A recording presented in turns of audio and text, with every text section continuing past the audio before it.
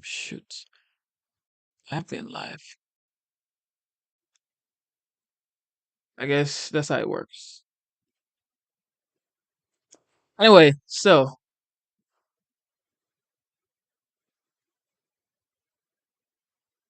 I have been live for what? Okay. Well, welcome back to the live show. You know what time it is. It is your boy Genesis. Welcome back. Welcome back. Welcome back. Did you have a good day today?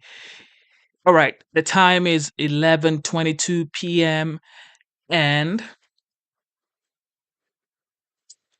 today's date is the 26th of November 2024. Shout out to my man Mr. Booski. You know what time it is. Yes, yes, yes. um, yes, Mr. Booski. God bless you for tuning in, man. Yes. So we're going live on two different sizes, would I say? So we're going live on the horizontal stream and we're also going live on the vertical stream. So I was trying to set that up and I was live for like at least probably like 4 minutes talking to myself and I thought I was live on YouTube, but for some reason I wasn't live on YouTube. I was like, what is going on? But anyway, yes, yes, y'all. We are back. We are back. We are back. The title for today's stream is The Greatest Deal Maker in the World. Remember? Remember? The 45th, aka the legendary, the Don, the art of the deal, the 47th president elect. This guy wrote a book that he titled The Art of the Deal. And guess what? Elon Musk, you can't make this up, people. Elon Musk may be buying MSNBC. God, do you think? Well, I don't think that Trump can be a part of that deal. I don't think Trump may be. I don't think he can be a part of that deal. That's like, I mean, he's going to be the president of the United States, so I don't think he's going to be a part of that deal. But if Musk buys the liberal network MSNBC, what do you think is going to happen? What do you think is going to happen, man? Shout out to Corey B, man. Shout out to Corey B one more time. All right, let's listen to what CNN has to say, bro. Ask you about this idea of media takeover because after Elon Musk purchased Twitter, changed it into X, there's no doubt that he exercised some power there. So how do you hear this even in jest kind of purchase of a cable network? Good to be with you tonight. Good to be with you as well. Thanks for having me. I think that we should believe everything that is said coming from this administration. I don't think that we have the luxury to dismiss it as him being someone who's being funny or someone who is just being himself or that is his brand. X, and you said in some ways, always. I feel like X, I don't know if anyone is on it in any capacity. I don't know if you're on it.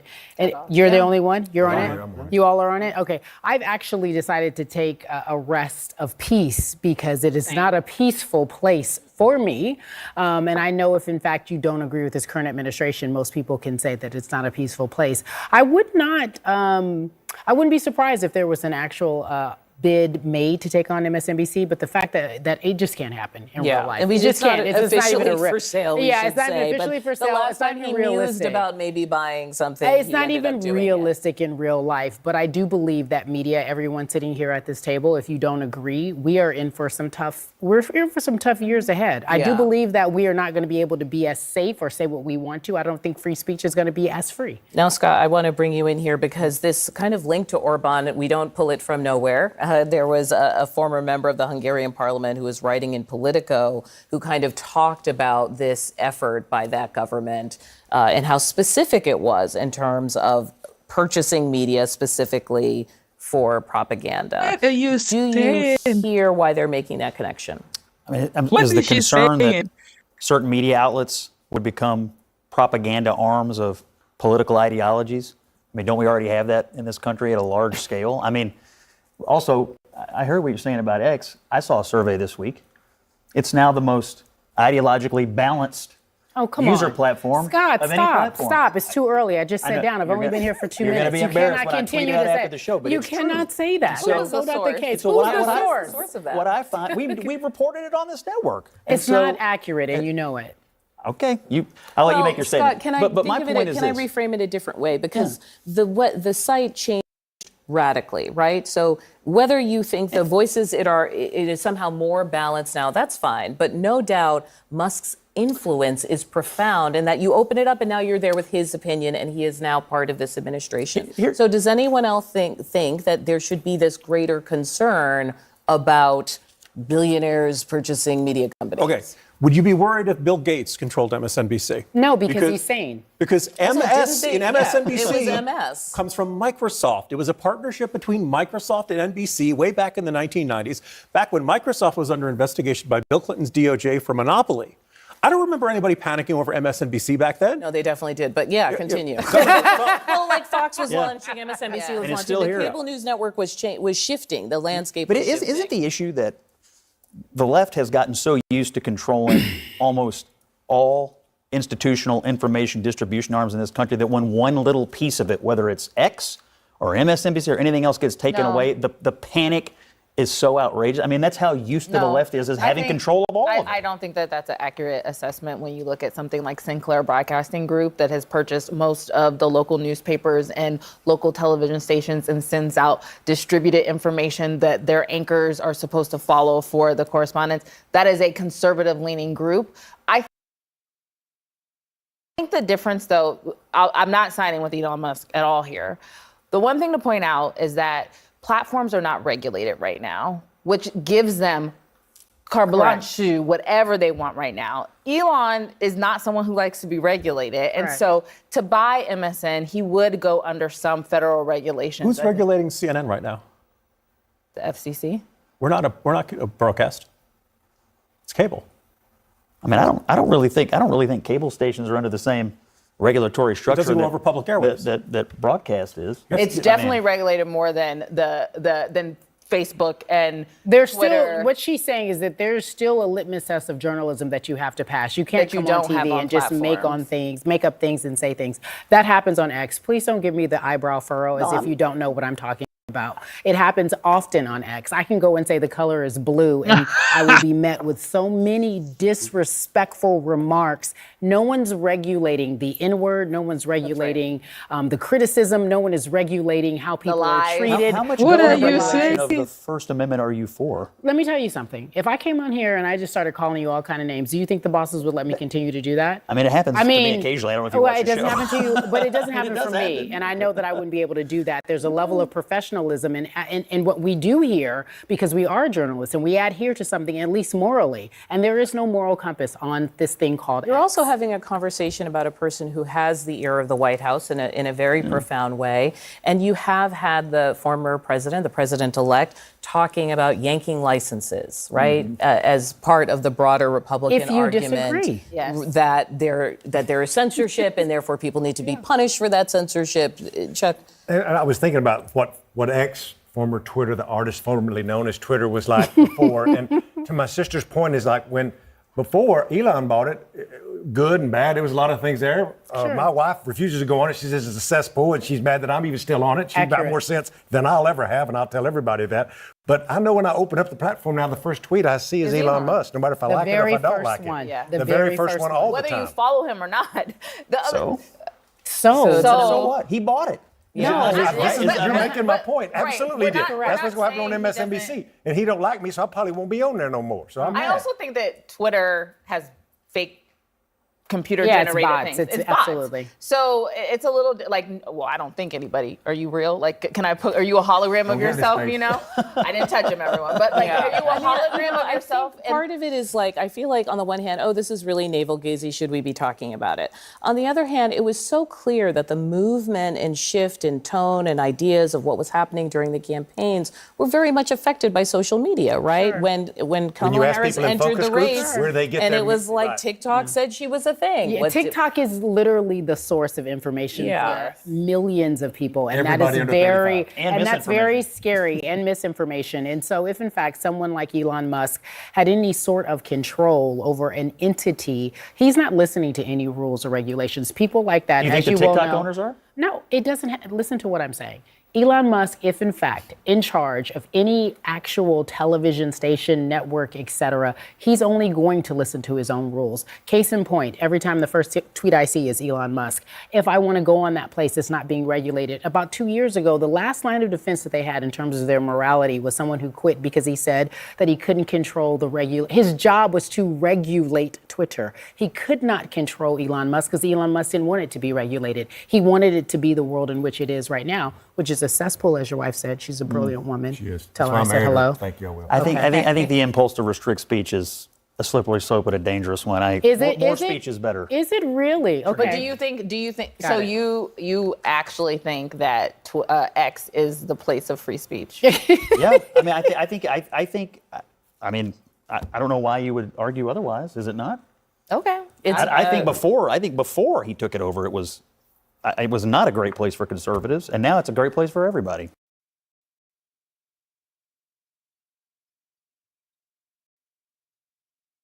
Like, these people are talking about there would be no free conversations on X, as well as if Elon buys MSNBC, there will be no free conversation. Y'all are the people saying nobody should give the former president a platform. And we're supposed to just let it slide. I don't know why my video is cracking and buffering, and I had to fix it.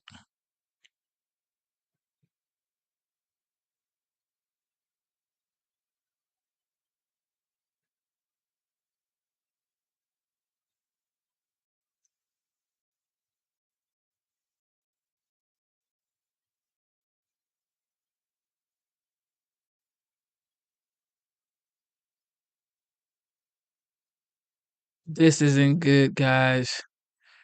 I don't know, is it because I am streaming on both? I have to fix this. Oh my goodness. This. today. Oh, My name is Noelle, and I was an organizing manager I in gotta Pennsylvania. fix this. I gotta fix It this. was the honor of my life to work for Governor Tim Walz and Vice President Harris. And I'm honored to have been able to do this work shoulder to shoulder with all of you. Thank you for committing your time and resources to supporting Governor Walz and Vice President Harris with me. Although this was not the result we worked for, we know that our work made a difference this cycle. Together, across the country, we had 408,971 volunteers who completed 1,501,805 shifts. And all of those shifts got us to knock on 19,686,314 doors, as well as make 219,514,653 phone calls. We built a massive operation across the country. And in doing so, we have built the foundation for organizing for years to come. Using this foundation, we will organize our communities, run for office, and ensure that all voices are heard. Again, thank you so much for being in this fight with me. And now I would like to introduce Governor Tim Walz. Well, thank you, Noelle, and good afternoon, everyone. To everyone who's on the call, Tim Walz. I can't express my deep gratitude to you. Personally, of being on this ticket was the privilege of a lifetime to be with Vice President Harris. But as an American, to Tim see you out Walz. there and to see the work that you did, to know that you put your heart, your soul, your time, your talent, your treasure into something bigger than yourselves, the promise of this country, a place where everyone belongs, where no one needs to go hungry or be unsheltered, and where differences of opinion can be celebrated and differences of ideas. And you put that out there and you worked hard for it. And for that, I am forever grateful. I also recognize the emotions you're going through. And I share those with you. As the vice president often says, we weren't running against something, we were running for something. And to watch the joy, the vision, the compassion, the decency that the vice president brought to this, and that each and every one of you reflected every place we went, the caring and the sense of joy. I know it's incredibly disappointing now. And look, candidly, it's a bit scary because there's a very different vision that's being put out there. But now more than ever, we need the light to shine through. We need to be able to be that hope for the neighbor who's really wondering. We need to be that anchor for the folks who are wondering what's next. And each of you did the work. You took time out of your busy lives and you continued to do it. And it makes a difference. On the campaign trail, I would ask, there will be a day of reckoning when it will be asked, what did you do during the 2024 campaign?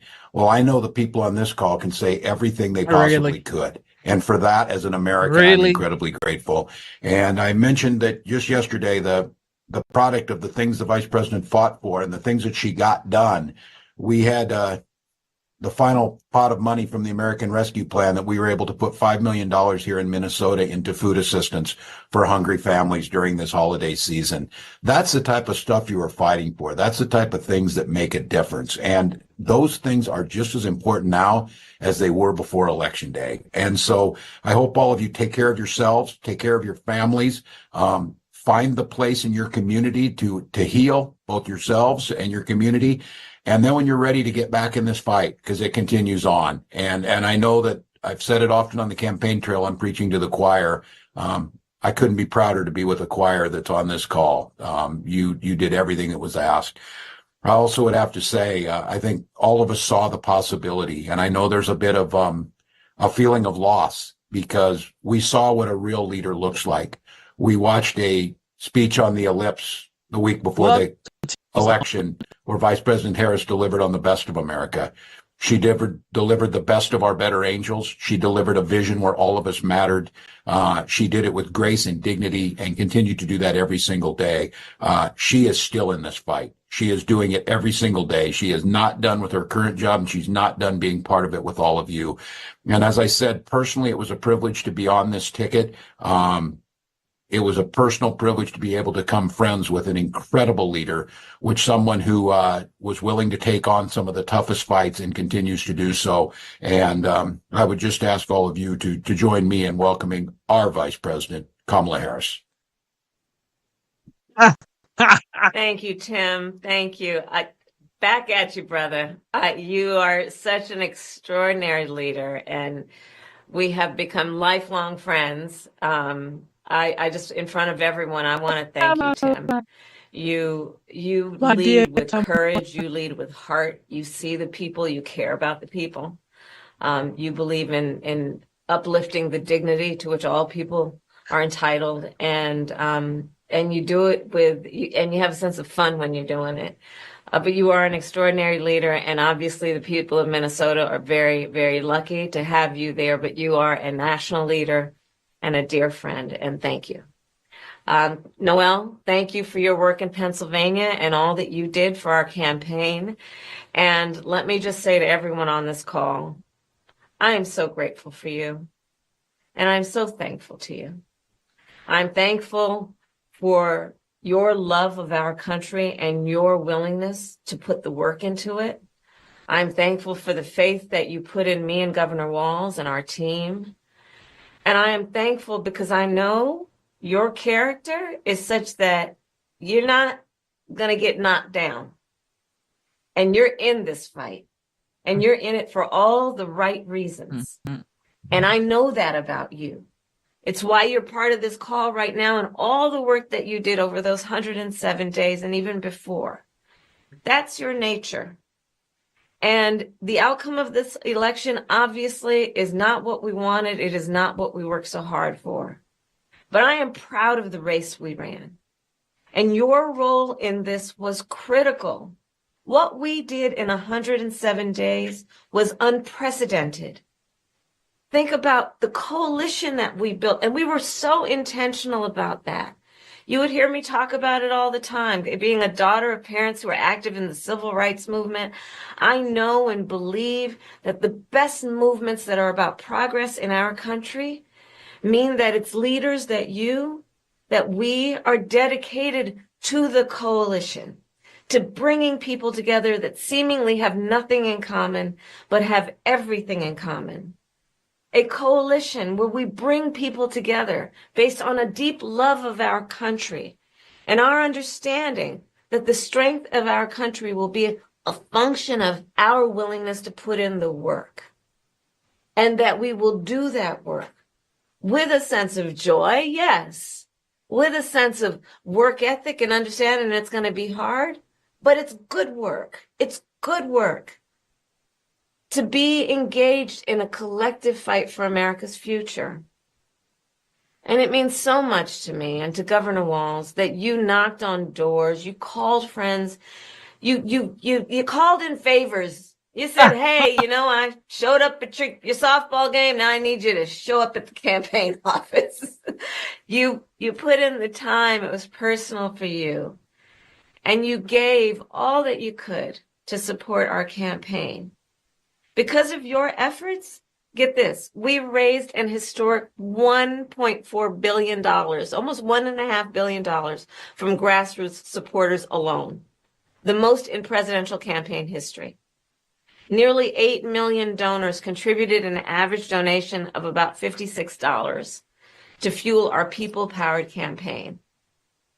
And understand that How the did we work get here, that bro? we did included the work that so many of you here did, which is to talk to first-time voters. Many of you are first-time voters.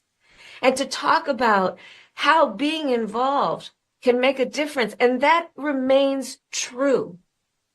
And that's one of the pieces that I just want us to please take away, that our fight for freedom and for opportunity and for the promise of America, it included, for example, nearly almost 4 million first-time contributors to our campaign because of the work you did of helping people know that they can be engaged and that they're not outside, that they're inside, that we're all in this together. And that work continues. The work must continue of reminding ourselves that we have an ability to stay engaged in a way that will make a difference. The work that you all did, it's going to have lasting effect. Again, I'll say, the election didn't turn out like we wanted it to. Certainly not as we planned for it Yeah, to. Kamala Harris. But understand that the work we put into it was about empowering people. That's the spirit with the work we did. Our spirit and our work was about saying that it is a strength that we each have to lift people up as opposed to beating people down. It is a strength we have that has lasting effect. So all that work that you did that was about engaging with other people, engaging with perfect strangers and in their face seeing a neighbor, that has lasting effect. It reminds people that there are leaders like you who care and will bring us together. And sometimes in the darkest moments, people lose faith in that. Are there people out there that feel that way? And you reminded people that yes, there are. And there are a lot of us. And that strength cannot be taken from us. That is our strength. It cannot be taken from us. So listen, as I said the day after the election, I still strongly believe the light of America's promise will burn bright as long as we never give up and we keep fighting. And the fight that fueled our campaign, a fight for freedom and opportunity, that did not end on November 5th. A fight for the dignity of all people, that did not end on November 5th. A fight for the future, a future in which all people receive the promise of America? No.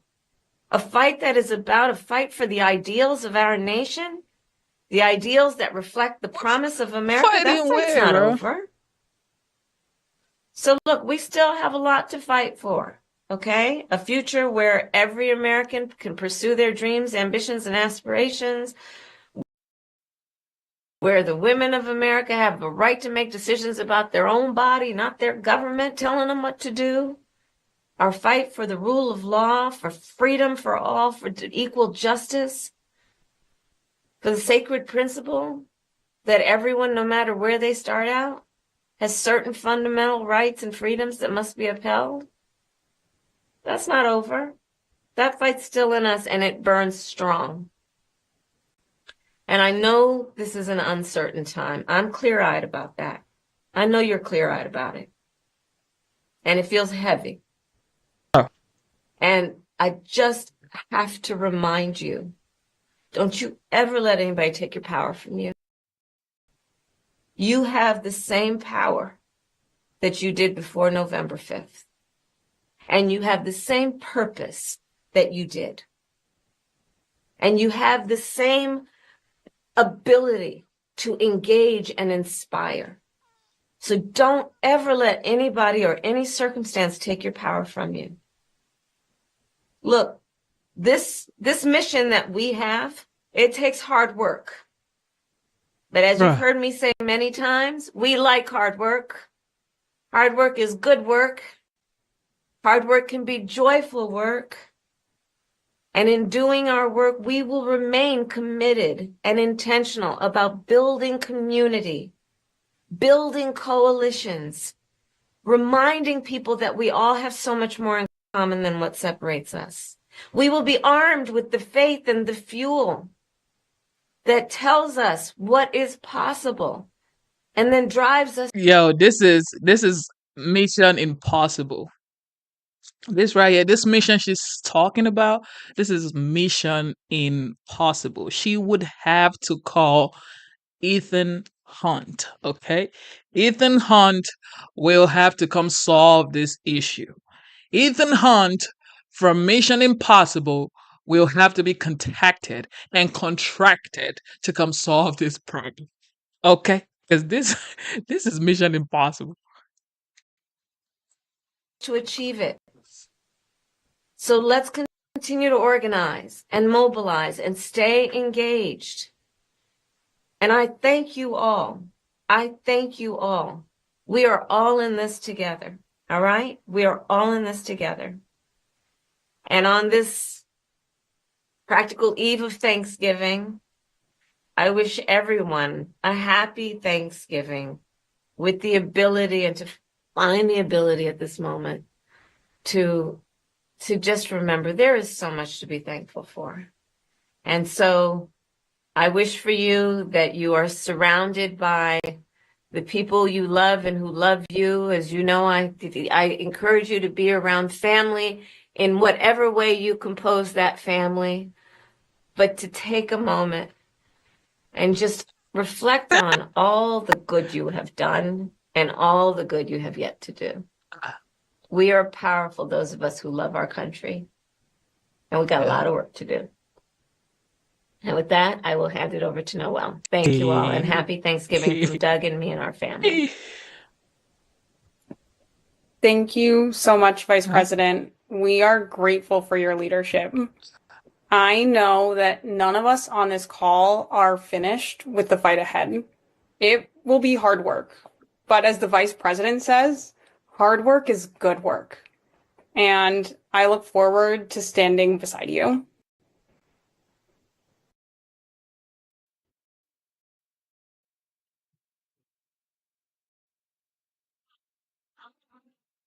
Wait, I don't understand. Like, what is going on here, bro?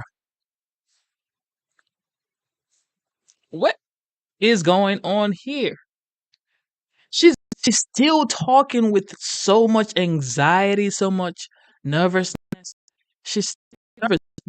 You're not going through the election period anymore. It's over. Can be yourself now. It's like she's still talking. She's campaigning. You can be yourself now, Kamala. You can open up. You can connect with the voters that actually really like you. You don't have to be in a shell anymore. You don't have to follow a script anymore. You just open up and be yourself. That is the way, that's the key for you to garner any type of support that you need. But you're still like, you're gonna need Ethan Hunt, man. Yo, Tom Cruise, where you at? Tom Cruise. Yo, Tom Cruise, man. The vice president needs you, bro.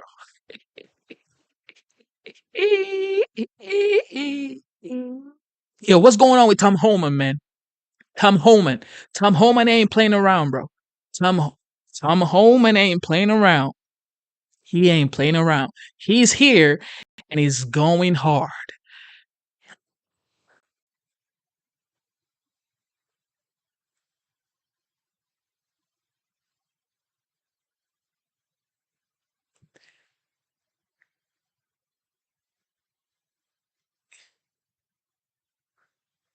Yo, my computer is like dragging.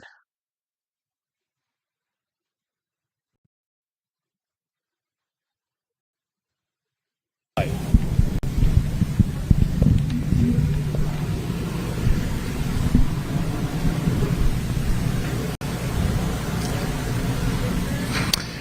to the men and women of the Department of Public Safety and to the Texas National Guard, we're here today to say thank you. And by the way, y'all can be seated. We're going to only be talking for 1 or 2 hours. And so plenty of time, no, quite literally, we're going to talk very shortly because we know for one, you're hungry.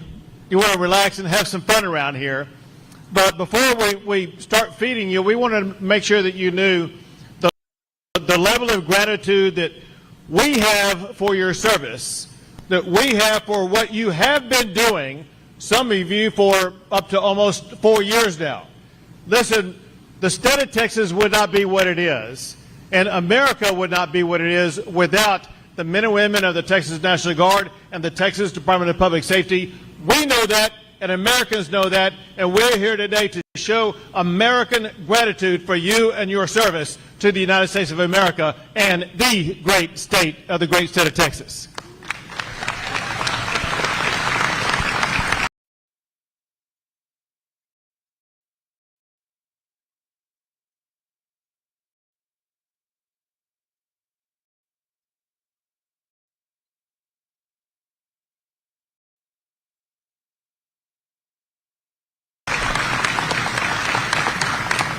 What you have been through this deployment is truly unprecedented.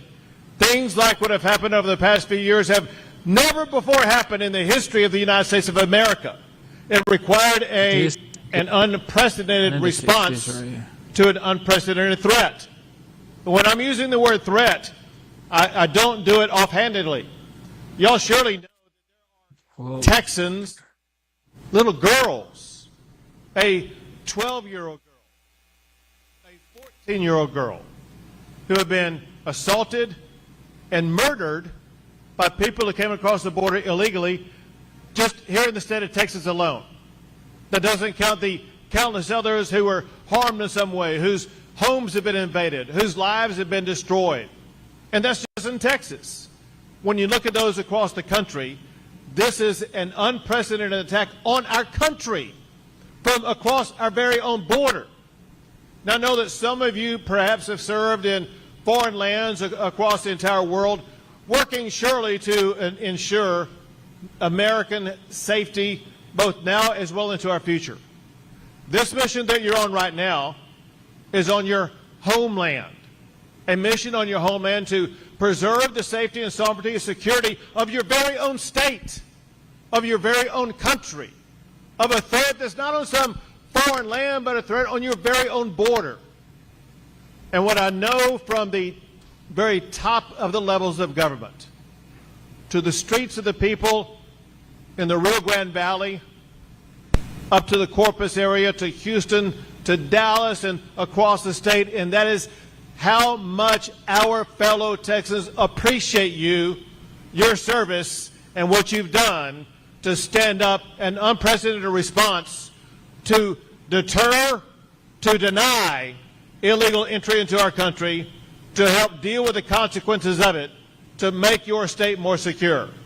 So as your governor, men and women of our state have stepped up to done. I know that your service has taken you away from your families and from other endeavors. But I know this also.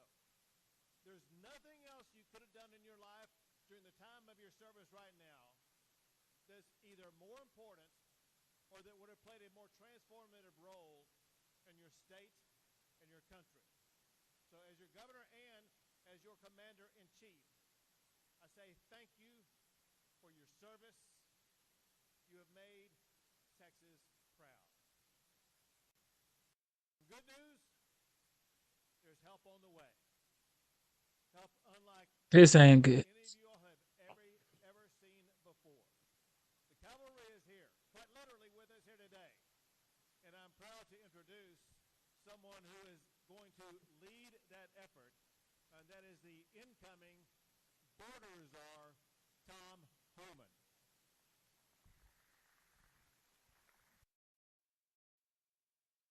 Look, I got an easy job because the last border czar failed miserably, so I can't help but succeed, right?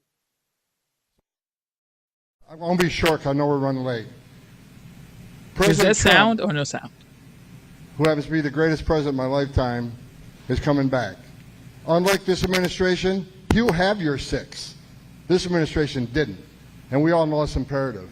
With the secretary coming in, Kristi Noem, I met with her numerous times. She gets it, she understands it, and she has some great ideas of her own, so I can't wait for her to be confirmed. So you got one hell of a team, and Trump and Kristi Noem is going to give you help, not sue you for doing your job. She's going to give you help, and hopefully we get enough help to you where some of you men and women go home with your families. But you can guarantee it, President Trump will secure this border.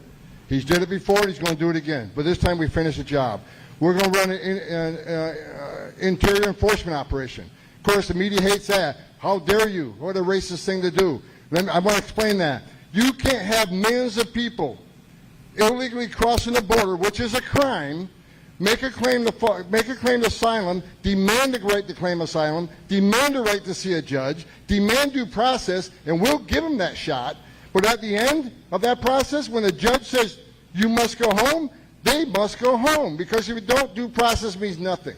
And if the final judges of the decisions of the court aren't carried out, then what the hell are we doing? Shut down the immigration court. Those orders don't mean anything anymore. Take the border patrol. Take all you guys off the border, because there's no longer consequences. So at the heels of the biggest illegal immigration crisis we've ever seen in this nation, there has to be a massive deportation operation, because 9 out of 10 of these people, based on 10 years of data, they'll lose their case, get order removal. If we don't remove them, what the hell are we doing? The whole world's going to know, enter the country illegally, what's a crime, make a false claim to asylum, get order removed, but you still have to go home. We'll never fix that problem. And the most vulnerable people in the world will make the journey to America to take advantage of that broken system, and more aliens will die. More aliens have died under this administration than any time in history. More Americans have died from fentanyl than any time in history. 600% increase in sex trafficking, a record number of known suspected terrorists, a record number of people on terrorist watch lists, 2 million known gotaways, people who paid more to get away. They didn't want to be fingerprinted, they didn't want to be vetted. Who the hell are they? This is the biggest national security threat this nation faces. Even the FBI director agrees with me. President Trump is going to shut down the border. We're going to have a massive deportation operation, and we're going to try to find over 300,000 children that were released by this administration. I guarantee you, some are in forced labor, some are in the sex trade. We're going to save those children and get them back to their families. That's a commitment from me, President Trump, and Kristi Noem, and they all wish you a happy Thanksgiving and want to give me their thanks. Look, everybody in this room, you're an American patriot by the very fact you're standing in this room and doing God's work. Look, you're not just protecting Texas. You're protecting the entire country, because most people across that border aren't staying in Texas. To the troopers, every ounce of fentanyl you guys see, you're saving lives. To every person you arrest for trespass, that's one less gotaway. At least we're fingerprinting them, and we know who this person is. So thank you, not only for serving Texas, but for serving the United States. I look forward to coming back and doing this job. It's the second time I came back from retirement. And I'll come back a third time, but you know what? I don't think I have to. I think we're going to finish the job this time and have the most secure border ever in this nation. So before I pass it, I want to pass it on to Mr. McGraw. I just want a show of love. Mr. McGraw is leaving you soon. He spent decades doing this service. He has created the most premier law enforcement agency in this nation, the Texas DPS. So get up and show your love for Mr. McGraw for his service to the nation.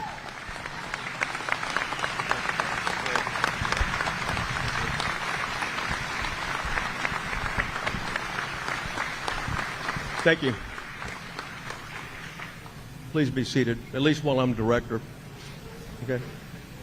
Hey, well, first of all, last time, Tom, you and I worked together, it was 2020. The border had never been more secure at that point in time. We weren't doing deployments. Troopers stayed home. They worked their sheriffs. They worked in the counties in that regard. Then all of a sudden, March 2021, and I'll never forget the conversation with the governor. He made it very clear the Mexican cartels will not own, control, and operate freely on 1 square inch of Texas, period. Nor will we allow the transnational gangs to support them on both sides of the border and to create havoc in our cities. He made it very clear. And there's no governor that's done more, that has actually demonstrated doing more around the clock than Governor Greg Abbott in terms of public safety and homeland security. And by the way, a secured international border with Mexico is public safety and homeland security, plain and simple. Governor, you're a great leader. It's been an honor to serve you. Bless you. Bless the United States. Certainly bless Texas. And good luck, sir.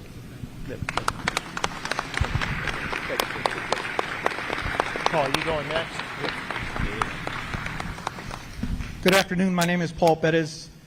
I am the president of the National Border Patrol Council, the organization that represents Border Patrol agents nationwide, specifically here in RGV. This is where I'm based. So to the troopers, to the guardsmen and women, I want to thank you guys very much for doing the job that this administration has refused to allow us to do for the last 4 years. Under President Trump, like you guys know, we had the most secure border, and we're going to get there again with the good people like Tom Homan in charge. Your governor stepped up. That's the type of leadership that we hoped every governor would have had. Unfortunately, they didn't. A lot of them supported the efforts. As a Texas taxpayer, I am proud to have supported Operation Lone Star because that was a job that the federal government should have been doing, but they didn't allow us to do our job. So from the bottom of our hearts, we want to thank you for all the lives that you guys have saved out there doing the job that you guys have been doing, that we know you didn't sign up to do, but you did nonetheless. A lot better than this administration allowed us to do it. And that you guys stepped up big time. So I want to thank Governor Abbott for allowing you guys to do this, because without his leadership, this country would have been a lot less secure. You all saved lives out there by doing what you did, interdicting, intercepting, seizing, arresting. It was really, really good work that you guys did, and we appreciate it. With President Trump in office now, we're going to have the most secure border everywhere, including up on the northern border, where we're also being invaded. Never in my 27-year career did I ever see the northern border being as open as it was, but that's because of the amount of crossings, fentanyl, everything else that was coming across this border, because they were taking advantage of this Biden administration's policies and the way they handled business. So we're looking forward to President Trump stepping up, coming in, and taking care of the border once and for all. But from the bottom of our heart, we want to thank you for being away from your families this Thanksgiving, being here to protect this country, the great state of Texas, and thank Governor Abbott for his leadership. Thank you very much. Thank you, man. Good job. I'll be brief because I know you want to eat, but I just want to thank you and your families for all you've done. Wish you all a happy Thanksgiving. It is an honor to be here to serve all of you Thanksgiving dinner for everything you've done for us. I can't express enough my gratitude to all of you for securing the border and protecting the sovereignty of Texas. Tom Homan's here today. Imagine this Thanksgiving a year from now. Maybe there's Border Patrol at this table. Maybe there's OFO. Maybe there's HSI. The team is strong. It's about to get stronger. So keep doing what you're doing. You're performing magnificently. Thank you for all you do.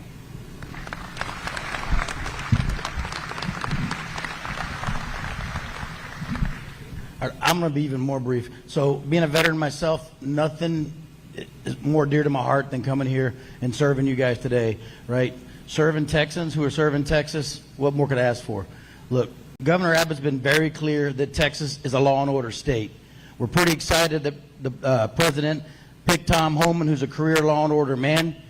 We're already making plans. We're already planning how we're going to work together, right? We've been doing the job that the federal government refused to do. We're not going to stop doing that job. We're going to continue to defend Texas and protect Texas. We're just going to have a lot of help. So now maybe instead of getting sued for everything we do, we're going to get a thank you and a little help from the federal government. We're pretty excited about that. Thank you.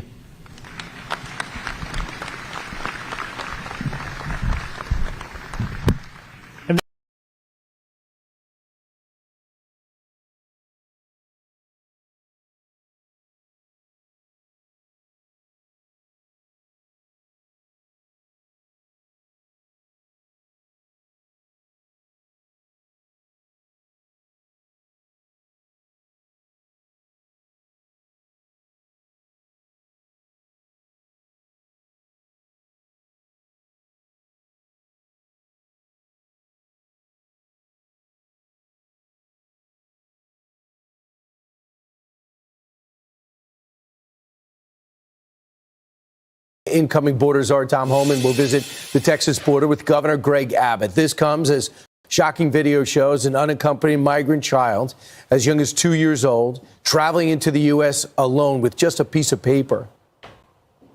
Venezuela, mamá. Venezuela. ¿Sí? ¿Qué tantos años tienes? ¿Dos años? ¿No vienes con tu mamá y tu papá? ¿No? ¿Venezuela? ¿Para dónde vas, mamá? ¿Dónde están? Estados Unidos. Wow. Tom Homan joins us now. Hey, Tom, that's a story new to most of America, but not new to you, is it? No, I've been talking about this for 4 years, about the inhumanity of that border, about how many children die, whether in the desert or in the river. Since Joe Biden's been president, we got nearly 4,000 aliens that have died across this border. Children die almost every day. Children get sexually assaulted. 31% of women that make that journey get sexually assaulted. And this administration has been hiding it. This is something we're going to address. We're going to show the American people exactly what we're doing on the border and why we need to do it. And this is one clear example why we need to secure that border. So, Tom, there's other 2-year-olds being held right now. And because in a rush to get them out, they're giving them to strangers who show up and say, I'm the sponsor, I'm the relative. How do you stop that? I mean, what do you do with the children? How do you stop the income and the incoming kids? Well, first of all, shame on the Biden administration and Becerra, who's the secretary of HHS. He was on stage about 2 months ago bragging how quick these children are released from government custody. He thought it was a good thing. Well, they're released because you're not properly vetting the sponsors. They stopped the DNA testing. Shame on them. That's why they have over 300,000 children that they've released to unvetted sponsors that they can't find. And President Trump is committed, in addition to securing the border and having a deportation operation, is to find and locate these 300,000 children, because many of them are going to be in forced labor, many of them in forced sex trade. We need to save these children. But how do we stop it? We secure the border. We send a strong message to the rest of the world. If you cross this border illegally, you're going to be deported, you're going to be detained, you're not going to be released. Children won't be delivered to their parents and to complete their criminal conspiracy of alien smuggling. We got to put a stop to it. So today you're going to be at the board with Governor Abbott. What's the objective? Well, we're not waiting to January 20th. We're already planning what we're going to do to lock down the state of Texas. Governor Abbott's done a great job so far. Look, illegal crossings in Texas is down over 80% because of great work by Governor Abbott. And he's been successful because he has taken the Trump policies and put them to work. He's put border barriers and walls up. Walls work. President Trump proved that. He has consequences. He's arresting people and charging them that cross the border. Consequences work. So, and everybody he arrests, every illegal alien the troopers arrest is one less getaway. So at least they know they're being fingerprinted and they're not a national security threat. Every ounce of fentanyl his trooper sees is less of overdose deaths in this country. So we're going to build upon his success. I guarantee you the Trump administration isn't going to constantly sue him for trying to secure the border. We're going to partner up and help him do 100% security on his border, and we're going to do that across the southwest border. They are building a wall in Texas. They bought the land and they're building a wall. Is this wall going to be up to your standard? Is that what these states have to do? Well, look, if you want to secure the border, you got to put up border barriers. We've proven border barriers worked. You also got to end catch and release. We got to put the Remain in Mexico program back in. You got the third safe country agreements. Congress needs to change the asylum laws, but I'm not counting that to happen. So President Trump's going to have to come in with executive orders like he did the first time. President Trump was a game changer with Remain in Mexico. He had the lowest illegal immigration over 45 years. Illegal immigration down 90%. And Brian, the example of this 2-year-old, when 90% less people are coming, how many children aren't dying crossing that border? How many children and women ain't sexually assaulted? So look, President Trump's policies work. We're going to do it again. This time we're going to finish the job. Tom, you know to do the job better than anybody. But if we could see those stories, and the only reason we saw it because the check to DPS said, we'll blur the faces, hide the identity, but I want to show you what we're dealing with. If we could see those stories, I think that people would understand really what you're up against. Do you plan on doing it? The 3-year-old that comes across, the unaccompanied 8-year-old that comes across?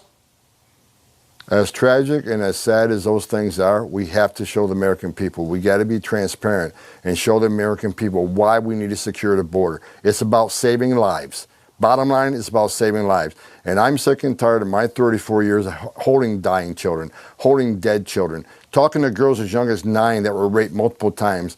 And I've said it before, everything innocent and pure within that little girl was ripped from her and she will never be the same. We're going to tell the story. American people need to know the story. And I think by telling that story, President Trump have the support of the American people across the board. We'll watch you and the governor at the border today, and we got to understand what we're in for in the next while we wait 55 more days. Tom Homan, thanks so much. I'm Steve Ducey. I'm Brian Kilmer.